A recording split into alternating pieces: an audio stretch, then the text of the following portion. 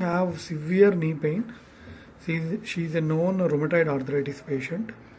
So she's been suffering from last 15-20 years, and which is not relieving with medicines, and she developed severe pains. This is the lateral view. Okay, this is the AP view. So this is what we did. Okay, this is the femoral component. This is the tibial component. This is the stem for the tibia. Because of the osteoporosis, we put the stem. You can see this is the lateral view.